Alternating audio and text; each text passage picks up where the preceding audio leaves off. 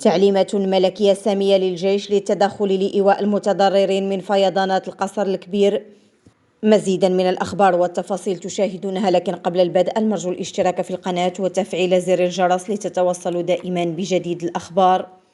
أعلن محمد السيمو رئيس المجلس الجامعي لمدينة القصر الكبير أن تعليمات ملكية سامية صدرت للقوات المسلحة الملكية للتدخل العاجل ونصب خيام لإيواء الساكنة المتضررة من الفيضانات التي تجتاح المدينة. ودعا السيمو في تصريح ميداني ساكنة المناطق المهددة بالفيضانات إلى الإخلاء الفوري لمنازلهم والتوجه نحو المناطق المرتفعة، محذرا من وضعية مائية حرجة نتيجة تجاوز منسوب المياه الداخلية إلى السد لقدرته التصريفية.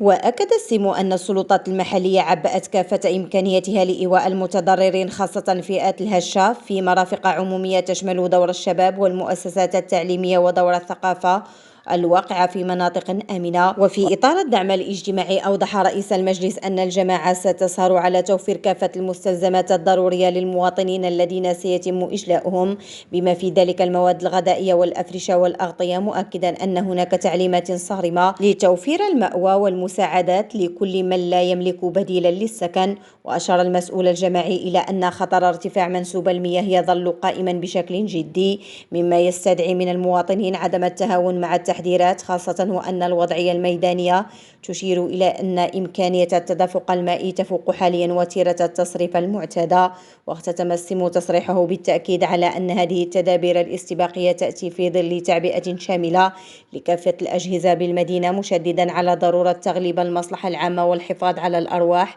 كأولوية قصوى، مع الالتزام بالبقاء في حالة استنفار إلى حين استقرار الأحوال الجوية وتراجع منسوب المياه في الأودية والمناطق ومع استمرار التقلبات